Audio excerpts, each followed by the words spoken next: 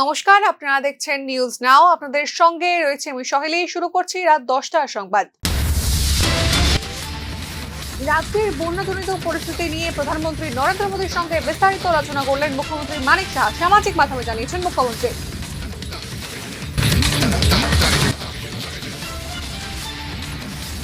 রাজধানীতে ভয়াবহ অটো দুর্ঘটনায় কাটা গেল নন্দনগর নিবাসী এক মহিলার হাত।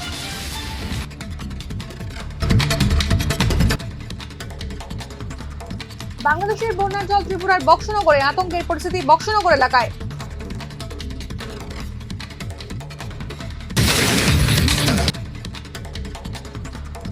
বন্যা পরবর্তী পরিস্থিতি খতিয়ে দেখতে রাজ্যে আসছে কেন্দ্রীয় প্রতিনিধি দল, জানিয়েছেন মুখ্যমন্ত্রী মানিক সাহা।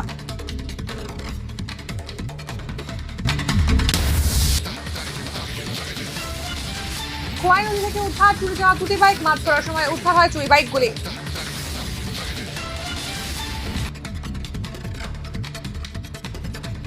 রাজ্যের বন্যা পরিস্থিতি নিয়ে প্রধানমন্ত্রী নরেন্দ্র মোদীর সঙ্গে কথা বলেন মুখ্যমন্ত্রী মানিক সাহা।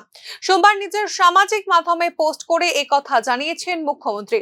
সংকটময় মুহূর্তে প্রধানমন্ত্রী ও কেন্দ্রীয় সরকার সমস্ত ধরনের সহায়তার আশ্বাস দিচ্ছে বলে নিজের সামাজিক মাধ্যমের পোস্টে জানিয়েছেন মুখ্যমন্ত্রী।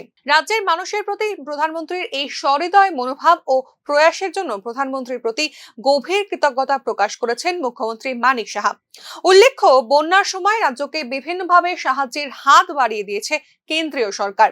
উদ্ধার কাজে ব্যবহার করা হয় বিমান সেনাবাহিনীর হেলিকপ্টার। কাজে লাগানো হয় সেনাবাহিনী ও আধা সামরিক বাহিনীকেও। রাজ্যকে সহায়তা করার জন্য অতি দ্রুত 40 কোটি টাকা বরাদ্দ খরচ করে নরেন্দ্র মোদী সরকার। রাজ্যের বন্যাজনিত উদ্ভূত পরিস্থিতি নিয়ে প্রধানমন্ত্রী নরেন্দ্র মোদীর সঙ্গে বিস্তারিত কথা হয়েছে। রাজ্যের এই সংকটকালে সমস্ত ধরনের সহায়তার আশ্বাস দিয়েছেন প্রধানমন্ত্রী। সোমবার সামাজিক মাধ্যমে এমনটাই বার্তা দিয়েছেন মুখ্যমন্ত্রী ডক্টর মানিক সাহা। বন্যা পরিস্থিতি নিয়ে কেন্দ্রীয় স্বরাষ্ট্রমন্ত্রী অমিত শাহের সঙ্গে কথা হয়েছে বলেও জানিয়েছেন মুখ্যমন্ত্রী মানিক সাহা। রাজ্যের অভূতপূর্ব বন্যাজনিত বিপর্যয় পরিস্থিতির সর্বশেষ অবস্থা সম্পর্কে স্বরাষ্ট্রমন্ত্রীকে অবহিত করা হয়েছে এবং কেন্দ্রীয় সরকারের পক্ষ থেকে এক প্রতিনিধি দলকে শীঘ্রই পাঠাবেন স্বরাষ্ট্রমন্ত্রী। এই কথাও জানিয়েছেন মুখ্যমন্ত্রী মানিক সাহা। বন্যা পরিস্থিতিতে ত্রিপুরা সরকারকে আর্থিক সহযোগিতার হাত বাড়িয়ে দিল মধ্যপ্রদেশ সরকার। মধ্যপ্রদেশ সরকারের পক্ষ থেকে রাজ্য সরকারকে 20 কোটি টাকা আর্থিক সহযোগিতা প্রদান করা হয়েছে মুখ্যমন্ত্রীর ত্রাণ তহবিলে। সোমবার এই কথা জানিয়েছেন মধ্যপ্রদেশের মুখ্যমন্ত্রী মোহন যাদব। মধ্যপ্রদেশ সরকারের এই আর্থিক সহায়তার জন্য তাকে ধন্যবাদ জানিয়েছেন ত্রিপুরার মুখ্যমন্ত্রী মানিক সাহা। ত্রিপুরায় বন্যা পরিস্থিতিতে ত্রিপুরা সরকারকে আর্থিক সহযোগিতার হাত বাড়িয়ে দিয়েছে উত্তরপ্রদেশ সরকারও। এই ক্ষেত্রে 10 কোটি টাকার আর্থিক সহযোগিতা প্রদান করেছে উত্তরপ্রদেশ সরকার। এক বিজ্ঞপ্তি জারি করে এই বার্তা দিয়েছেন উত্তরপ্রদেশের মুখ্যমন্ত্রী যোগী আদিত্যনাথ। রাজ্যের বন্যা পরিস্থিতি নিয়ন্ত্রণে সাহায্যের হাত বাড়িয়ে দেওয়ার জন্য মুখ্যমন্ত্রী যোগী আদিত্যনাথ ও উত্তরপ্রদেশ সরকারকে ত্রিপুরাবাসীর পক্ষ থেকে আন্তরিক ধন্যবাদ জানিয়েছেন মুখ্যমন্ত্রী মানিক সাহা। এদিকে রাজ্যের বন্যা দুর্গত ও ক্ষতিগ্রস্তদের সাহায্য ও ত্রাণ কার্যের জন্য মুখ্যমন্ত্রীর ত্রাণ তহবিল থেকে 2 কোটি টাকা ব্যয় করা হবে বলে জানিয়েছেন মুখ্যমন্ত্রী মানিক সাহা। বন্যায় ক্ষতিগ্রস্ত নাগরিকদের ত্রাণ কার্যে ব্যবহারের জন্য নিজের 1 মাসের বেতনও ত্রাণ তহবিলে দান করেছেন মুখ্যমন্ত্রী মানিক সাহা। মুখ্যমন্ত্রীর আন্তরিক চেষ্টা সত্ত্বেও কিছু জনপ্রতিনিধির অবহেলার কারণে ত্রাণ নিয়ে চলছে নানা তাল বাহানা। এমনই ঘটনায় অমরপুরে ক্ষোভের মুখে পড়লেন বিধায়ক রঞ্জিত দাস। 3 কেজি বেড়ে চাল পাইছি পাওনের পরে আমরা এটা কি 4-5 জনে কি খাওয়ান যায় 3 কেজি চাল দিয়ে এত দিন এই কালকা দিছে আবার আজকে দিন এই কালকা হয়তো 3 কেজি চাল দিয়ে এত জনে মানুষ কি খাওয়া যায় না এই কষ্ট আছে এই সব দিক গেছে রেশনে তো খোলা আছে। বন্যায় দুর্গতদের খোঁজ নিতে এসে ক্ষোভের মুখে পড়েন স্থানীয় বিধায়ক সহ প্রশাসনিক কর্তারা। দুর্গত স্থানীয় মানুষদের অভিযোগ, বন্যার পর 5-6 দিন কেটে গেছে, তবে তাদের খোঁজ খবর করার জন্য বিধায়ক ও স্থানীয় প্রশাসন কাউকেই পাশে পাননি তারা। ত্রাণ সামগ্রীর অপ্রতুলতা নিয়েও ক্ষোভ প্রকাশ করেন দুর্গত মানুষ। তাদের অভিযোগ, সামান্য 3 কেজি চাল দিয়ে কিভাবে চলবে তাদের দৈনন্দিন সংসার জীবন।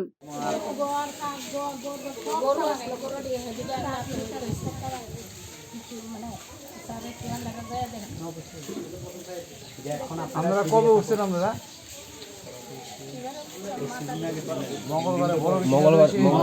দুর্গতদের ক্ষোভ নিয়ে কোনো ধরনের প্রতিক্রিয়া অবশ্য জানায়নি স্থানীয় প্রশাসন।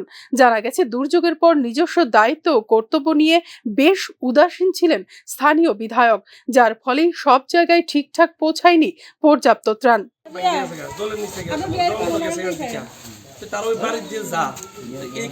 বন্যায় ক্ষতিগ্রস্ত মানুষদের যথাসম্ভব সাহায্য করা হবে বলে প্রতিশ্রুতি দিয়েছে রাজ্য সরকার।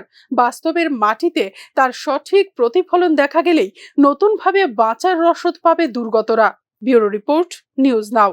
রাজধানীর পুরাতন রাজভবন সংলগ্ন এলাকায় দুটি অটোর মধ্যে সংঘর্ষে গুরুতর আহত এক মহিলা। দুর্ঘটনার অভিঘাতে কাটা পড়ে মহিলার হাত।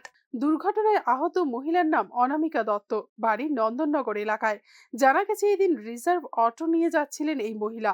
পুরাতন রাজভবনের পেছনে তার গাড়িটিকে সজোরে ধাক্কা মারে আরেকটি অটো গাড়ি। দুটি গাড়ির সংঘর্ষে গুরুতর আহত হন অনামিকা দত্ত। ঘটনাস্থলে রাস্তার মধ্যেই পড়ে থাকে আহত মহিলার কাটা হাত। তাকে উদ্ধার করে তড়িঘড়ি পাঠানো হয় জিপি হাসপাতালে। কি মনে হয় অটো চালকের গাফিলতির কারণে এই দুর্ঘটনা? আমার এটি মনে কয় আর কোনো অটো বাড়িছে তে তো কইতে গাড়ি বাড়িছে তো তে আগে আন তুইলে এই অটো এই গাড়িরে সবের দায়িত্ব কলিরে। ঘটনার খবর পেয়ে ছুটে আসে এনসিসি থানার পুলিশ। দুটি অটো গাড়ি ও তাদের চালককে তদন্তের স্বার্থে আটক করা হয়েছে বলে জানান এনসিসি থানার পুলিশ কর্তারা। ঘটনায় তদন্ত শুরু হয়েছে বলে জানিয়েছেন সংশ্লিষ্ট থানা আধিকারিকরা। পড়ে গেছে রাস্তাটা, সেই অনুযায়ী আসি আমরা এবং এসে আমরা দুটো অটোকেই আমরা ডিটেইন করি। অটো চালক যেটা এক্সকিউজ, ওকে আমরা তাড়াতাড়ি নিয়ে যাই, আর ভিকটিমকে আমরা হসপিটালে এখন আছে, ট্রিটমেন্ট চলছে। বর্তমানে গুরুতর আহত অবস্থায় জীবিতে চিকিৎসাধীন আহত মহিলা। ব্যুরো রিপোর্ট, নিউজ নাও। বাংলাদেশ থেকে ভারতের সীমান্তবর্তী এলাকায় প্রবেশ করছে বন্যার জল, যা ধীরে ধীরে ধারণ করছে ভয়াবহ আকার। শনিবার বিকেল থেকে বাংলাদেশের গোমতীর বাঁধ কেটে দেওয়ার ফলে বাংলাদেশের ভেতরের গ্রামগুলি দ্রুত জলের নিচে চলে যায়, যা শেষ পর্যন্ত ভারতেও প্রভাব ফেলেছে। কলমচৌড়া থানার অন্তর্গত সীমান্তবর্তী এলাকাগুলিতে এখনো পর্যন্ত এই বন্যার জল প্রবেশ করছে, যা বাড়ছে দ্রুত গতিতে। বাংলাদেশের বুড়েচং, শহীদুল, পাঁচরা, হায়দ্রাবাদ, শঙ্কুচাইল, রাজাপুর, নাবিয়াবাদ, ফাঁকিরাতলা, পাঁচপিলার গ্রামগুলিতে ব্যাপক ক্ষয়ক্ষতির পর সেই জল ধীরে ধীরে ভারতের ত্রিপুরার বক্সনগর সীমান্তের 184, 85, 86, 87 এবং 188 নম্বর গেটের সীমান্ত এলাকাগুলি দিয়ে প্রবেশ করছে বলে জানিয়েছেন সংশ্লিষ্ট এলাকার মানুষ। এতে কলসিমুড়ানগর, বক্সনগর, দক্ষিণপাড়া, বাগবের এবং আদমপুর এলাকার সীমান্তবর্তী অঞ্চলগুলি প্লাবিত হয়েছে বলেও জানিয়েছেন তারা। স্বাভাবিক কারণেই সীমান্তবর্তী এলাকাগুলির বাসিন্দাদের মধ্যে সৃষ্টি হয়েছে আতঙ্ক। জল কোন সময় থেকে এত বাড়তে? কালকে ছিল একদম ওই খোটাটার কাছে, আজকে একদম আজকে পুরা জলটা বেড়েছে। এটা কোন জায়গা? এটা হলো নগর। এর আগে কেমন জল হয়েছিল এখানে? 88, আমরা তো ছোট ছিলাম, 88 সনে নাকি এরকম বন্যা হয়েছিল। এ কি বাংলাদেশ থেকে আসছে জল? এটা জলটা বাংলাদেশ থেকে আসছে, এখনো আসতে আছে। বাড়ি ঘরে জল ঢুকছে? হ্যাঁ ঢুকছে, অনেক বাড়ি ঘরে জল আছে, ওদের বাড়িতে একদম নিচে। অস্বাভাবিক মূল্যে নেওয়া হচ্ছে কিনা বিষয়টি সরজমিনে খতিয়ে দেখতে মহকুমা প্রশাসন, খাদ্য দপ্তর, পুলিশ প্রশাসনের যৌথ উদ্যোগে অভিযান চালানো হয় বিলোনিয়াতে। বিশেষ করে চাল, ডাল, আলু, পেঁয়াজ, কাঁচা লঙ্কা, সবজি থেকে শুরু করে বিভিন্ন পণ্য যাতে বেশি দামে বিক্রয় না করা হয়, ব্যবসায়ীরা যাতে ন্যায্য মূল্যে জিনিসপত্র বিক্রয় করেন, তার জন্য মহকুমা প্রশাসনের পক্ষ থেকে করা হয় মাইকিং। এক্ষেত্রে অধিক পণ্যমূল্য নেওয়ার কারণে সিল করে দেওয়া হয় একটি সবজি আড়তকেও। আমাদের কাছে কমপ্লেন আসে বিভিন্ন জায়গা থেকে মহকুমা প্রশাসনের কাছে যে কিছু কিছু ছোটো ব্যবসায়ী আলু পেঁয়াজের মূল্য খুব বেশি দামে বিক্রি করছেন। সেই ভিত্তিতে আমরা আজকে 1 নং টিলা বাজার বিলোনিয়াতে অভিযানে নামি। অভিযানে আমরা প্রথমে সবজির যে আড়তে পাইকারি যারা বিক্রি করে তাদের দোকানে যাই, করে আমরা খুচরো যারা বিক্রি করে তাদের দোকানে আসি। একটি আড়তে আমরা দেখতে পাই যে তাদের কাছে কোনো, তারা যে দামে ক্রয় করেছেন আগরতলা থেকে, কোনো মেমো আমাদেরকে দেখাতে পারেনি এবং তাদের কথার মধ্যে কিছু অসংলগ্নতা আমরা পাই। আমরা সেই কারণে দোকানটিকে আপাতত বন্ধ করে দিই। বাংলাদেশি নাগরিক সন্দেহে কৈলাসহরের বিধায়কের বাড়ি সংলগ্ন এলাকা থেকে আটক 2 শিশু সহ 3 মহিলা। সোমবার দুপুরে পাইতুর বাজার সংলগ্ন কৈলাসহরের বিধায়ক বীরজিৎ সিনহার বাড়ির সামনে থেকে 3 মহিলা ও 2 শিশুকে আটক করেন স্থানীয়রা। কৈলাসহরের পাইতুর বাজারের নতুন মোটর স্ট্যান্ড থেকে ওই মহিলারা একটি ই-রিকশা করে যাওয়ার সময় বেশ কয়েকজন অটোরিকশা চালকের সন্দেহ হয়। তারা ই-রিকশাটিকে ধাওয়া করে বিধায়কের বাসভবনের কাছে আটক করেন। স্থানীয়রা জিজ্ঞাসাবাদ করলে মহিলাদের কথাবার্তায় অসংলগ্নতা দেখা দিলে কৈলাসহর থানায় খবর দেওয়া হয়। খবর পেয়ে কৈলাসহরের মহিলা থানার পুলিশ এসে 3 মহিলা ও 2 শিশুকে আটক করে থানায় নিয়ে যান। বর্তমানে কৈলাসহর থানার পুলিশ তাদের জিজ্ঞাসাবাদ করছে। সূত্রের খবর, তাদের কাছ থেকে কোনো ধরনের বৈধ ভারতীয় নাগরিকত্বের নথি পাওয়া যায়নি। অপরিচিত ব্যক্তিদের আনাগোনা ও অবৈধ অনুপ্রবেশের ঘটনায় আতঙ্কে গোটা কৈলাসহর মহকুমা। কই বাড়ি? আমরা ওখানে থাকি ধর্মনগর। বাড়ি কাহা? তোমার নাম কি দা? ফুলমতি। বাসা কোন জায়গায়? বাসা হলো ওখানে ধর্মনগর থাকি। মেইন বাড়ি হচ্ছে আমাদের আলিপুরদুয়ার। হ্যাঁ। আলিপুর কোন জায়গা? আলিপুরদুয়ার কোন জায়গাতে? এই গুয়াহাটি আলিপুর। গুয়াহাটি আলিপুর। এখানে কি লিগে আইছো? এখানে ওখানে আইছো একটু এটারে চেক করবার লাগি হাসপাতালে। কি কারে চেক করবার লাগি? কোন হাসপাতালে? তো তুমি ওইখানে কি করতেছো? হাসপাতাল তো অনেক দূরে। হ্যাঁ, হাসপাতালে ওখানে যাইতাছিল। তোমার কাছে কোনো আধার কার্ড আছে? আধার কার্ড আমরা লইয়া আছে মতলব আমার জামার আছে আধার কার্ড। তখন তো ধর্মনগর আছে, এখন তো আমরা লইয়া আইছি না। জামার ফোন আছে নি? ও আরেকটা আছে। মোবাইল আছে মতলব ফোন নাম্বার আমরা জানি। খোয়াই নদীতে মাছ ধরতে গিয়ে জেলের জালে ধরা পড়লো চুরি যাওয়া বাইক। বিএসএফ এর তাড়াকে চোরের দল বাইক দুটি খোয়াই নদীর জলে ফেলে দিয়ে পালিয়ে যায় রবিবার রাতে। বাইকটি উদ্ধার হয় সোমবার বেলা 2টো নাগাদ খোয়াই লালছড়া দশমী ঘাট এলাকায়। খবর পেয়ে নদীর পাড়ে ছুটে আসে পুলিশ ও বাইকের মালিক খোয়াই সুভাষপাড় কালীবাড়ি এলাকার প্রদীপ দেবনাথ। কালকে রাত্রে ভাত খাওয়া দাওয়ার পরে 12টার পরে আমরা যখন ঘুমাইছি দুটা বাইক আসলো, মানে ঘরের সামনে ওই গিল লাগাই নিয়ে আসলো, গিলের মধ্যে তালা আসলো, তালা ভেঙে এসে রে ভোরবেলা উঠতে দিয়ে আমরা বাইক নেই দুটা। তখন আমরা থানাত দিছি, থানাতে গিয়ে স্টাফ পাইছি না। পরে আমরা যাইয়া থানা থেকে পিটিশন দিছি করে আমিও 8টা আসলাম। 8টা দেখি বাইকের স্পট পাওয়া গেছে নদীর পাড়ে। জাল জেন বা তারা মানে পাইছে আর।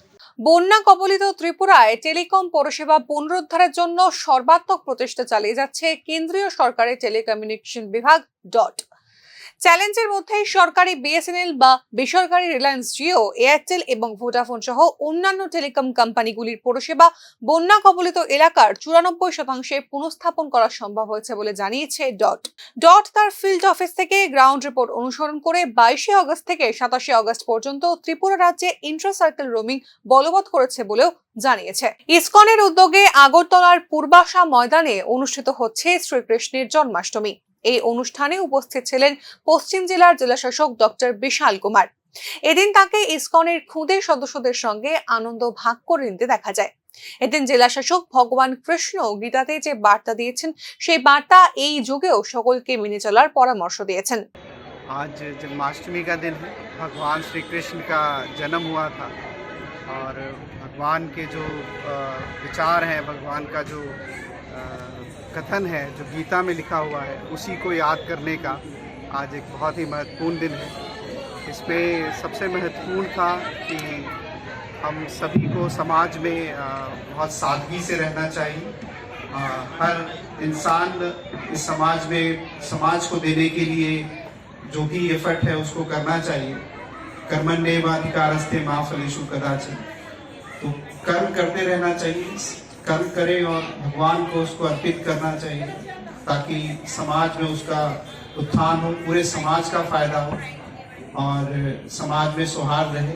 इसी मैसेज को, यही भगवान श्री कृष्ण ने जो गीता में मैसेज दिया है, उसी गीता को याद करने का ये बहुत ही महत्वपूर्ण दिन है। ভয়াবহ বন্যার কবলে বিপর্যস্ত ত্রিপুরা, ঘর ছাড়া হাজারো মানুষের আর্থিক ক্ষতির পরিমাণ আরো অনেক বেশি। বন্যায় বিপর্যস্ত সাধারণ মানুষদের দুঃখ দুর্দশার কথা মাথায় রেখে জাঁকজমক নয়, ক্ষুদ্রভাবেই দুর্গাপুজো করবে বিলোনিয়ার দক্ষিণ মির্জাপুরের মহামায়া ক্লাব। ক্লাবের সদস্যদের চাঁদা দিয়ে নিয়ম রক্ষার্থে হবে দুর্গাপুজো। মানুষের এই দুঃখের দিনে যাতে বাড়তি চাঁদার চাপ না পড়ে, তার জন্য আহ্বান রাখেন মহামায়া ক্লাবের সম্পাদক রাজু নাথ ও অন্যান্য ক্লাব কর্মকর্তারা। সন্দেহ নেই মহামায়া ক্লাবের এই মহৎ ও মানবিক সিদ্ধান্ত অনুপ্রাণিত করবে আরো অনেক ক্লাব ও সামাজিক সংস্থাকে। বন্যার দাপটে ঘরের দুর্গা যখন বিপন্ন, তখন বিলাস বৈভবের পুজো বাদ দিয়ে ক্ষুদ্র পুজোর মধ্য দিয়ে মহামায়ার আরাধনা করবে এই ক্লাবটি, যা অবশ্যই প্রশংসনীয় সিদ্ধান্ত। 2024 সালের আমাদের মহামায়া ক্লাবের যে দুর্গাপূজা, সেই দুর্গাপূজা আমরা যেভাবে করতাম সেটাকে আমরা স্থগিত করেছি। শুধুমাত্র নিয়ম রক্ষার জন্য আমরা ছোট্ট আকারে কারোর থেকে কোনো রকমের চাঁদা সংগ্রহ না করে নিজেরা ক্লাবের যারা এক্সিকিউটিভ মেম্বার সদস্য, চারিদিকে শুধু জল আর জল। বন্যার এমন দৃশ্য গত 4 দশকেও দেখেনি ত্রিপুরা। আর এই বন্যার জেরে ক্ষতিগ্রস্ত রাজ্যের কৃষক মহল। সমীক্ষা বলছে রাজ্যের 90% কৃষকই সীমান্ত চাষী, অর্থাৎ এই সমস্ত কৃষকদের জমির পরিমাণ 1 হেক্টরেরও কম। এই বন্যাতে তাই সব থেকে বেশি ক্ষতিগ্রস্ত হয়েছেন এই সীমান্ত চাষিরাই। তাদের সমগ্র জমিতে এখনো পর্যন্ত জমে রয়েছে পলি এবং বালি। এই জমিগুলিতে বর্তমান সময়ে চাষ করা প্রায় অসম্ভব। এই বন্যার ফলে 83,000 হেক্টর আমন এবং আউশ ধানের জমি ক্ষতিগ্রস্ত হয়েছে। নষ্ট হয়েছে প্রায় 5,000 হেক্টর সবজি ক্ষেত। বন্যার জলে ভেসে গিয়েছে কৃষকদের গবাদি পশুগুলিও। বর্তমান পরিস্থিতিতে কৃষকরা দিশেহারা। এই সীমান্ত চাষীদের সাহায্য করতে অর্পণ সামাজিক সংস্থা এগিয়ে এসেছে। এই সংস্থা সকলের কাছে আহ্বান জানাচ্ছে ত্রিপুরার এই সীমান্ত চাষীদের খানিকটা হলেও আর্থিক সহায়তা করার। স্ক্রিনে দেওয়া ব্যাংক ডিটেলস এর মাধ্যমে আপনারা এই সীমান্ত চাষীদের সাহায্য করতে পারেন। এই বিষয়ে কারোর কিছু জানার থাকলে যোগাযোগ করতে পারেন স্ক্রিনে দেওয়া নম্বরেও। কেন্দ্রশাসিত অঞ্চল লাদাখকে আরো 5টি নতুন জেলায় ভাগ করল কেন্দ্রীয় সরকার। সোমবার ঘোষণা করা হয় নতুন জেলাগুলির নাম।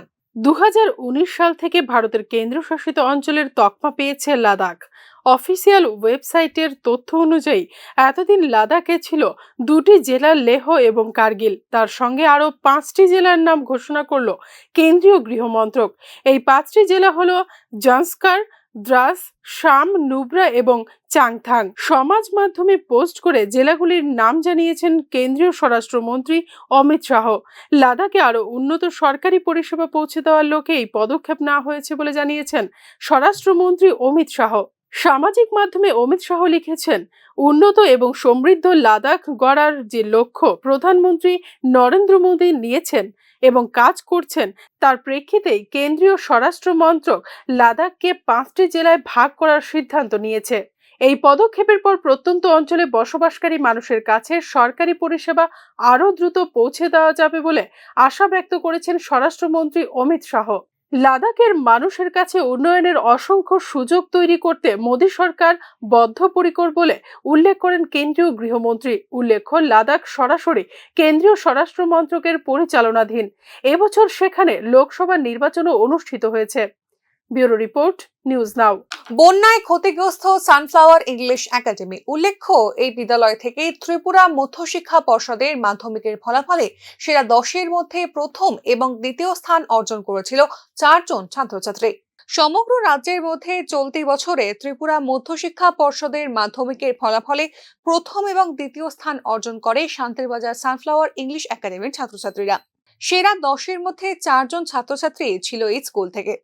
এই বিদ্যালয়ের শিক্ষা ব্যবস্থা অনেকটাই উন্নত বলেই মনে করে শিক্ষা মহল। বন্যায় এই বিদ্যালয়ের ব্যাপক ক্ষয়ক্ষতি হয়েছে। এই প্রতিকূলতার মধ্যেও বিদ্যালয়ের শিক্ষা ব্যবস্থা ঠিক রাখতে প্রচেষ্টা চালাচ্ছেন বিদ্যালয়ের প্রিন্সিপাল গোপাল চন্দ্র মল্লিক ও বিদ্যালয়ের চেয়ারম্যান প্রবীর বরণ দাস। জানা যায়, এই বর্ষার জল বিদ্যালয়ের কক্ষে প্রবেশ করে বিদ্যালয়ের গ্রন্থাগার, কম্পিউটার সহ অফিস কক্ষের সামগ্রীও নষ্ট হয়ে যায়। এতে ক্ষতির পরিমাণ প্রায় 10 থেকে 15 লক্ষ টাকা হবে বলে জানানো হয়েছে। সোমবার বিদ্যালয়টি পরিদর্শন করেন বিদ্যালয়ের চেয়ারম্যান প্রবীর বরণ দাস। স্কুলে আজকে এখন যেখানে দাঁড়াইছি এখানে প্রায় 2 মিটারের উপরে জল আসছিল, ফলে আমাদের কোনো ক্লাসরুমে আমরা বাঁচাতে পারিনি। Library, office room, staff room, computer lab, nursery লেভেলের প্লে মেথড যে ক্লাসরুম, কোনোটাই আমরা বাঁচাতে পারিনি। তো আমার মনে হয় এখন পর্যন্ত আমরা একটা রাফ হিসাব করে দেখেছি, আমাদের প্রায় 12-14টা কম্পিউটার সেট, স্মার্ট বোর্ড, তারপরে ড্রিঙ্কিং ওয়াটার, আরও স্ক্যানার, তারপরে ওই বই আছে প্রচুর, প্রায় 2 থেকে 3 লক্ষ টাকার বই লাইব্রেরি এবং আমাদের ক্লাস 1 to 12 যে সকল ক্লাসের রেফারেন্স বুকগুলি, তো এই সব মিলে আমাদের প্রায় 10 থেকে 15 লক্ষ টাকা স্কুলের এই ফ্লাডে ক্ষতি হয়েছে। আর সকলের অক্লান্ত প্রচেষ্টায় বিদ্যালয়ের ক্লাসরুম, অফিস কক্ষ পরিষ্কার করে বিদ্যালয়টি পঠন পাঠনের যোগ্য করে তোলা হচ্ছে। এই বিদ্যালয়টি বেসরকারি হলেও বিদ্যালয়ের অধিকাংশ ছাত্রছাত্রীরা নিম্নবিত্ত পরিবারের, তাই এক্ষেত্রে রাজ্য সরকারের সাহায্য কামনা করা হচ্ছে। ব্যুরো রিপোর্ট, নিউজ নাও। আজকের মতো সংবাদ এই পর্যন্ত। এই পরবর্তী আপডেটস পেতে চোখ রাখুন নিউজ নাওয়ের পর্দায়।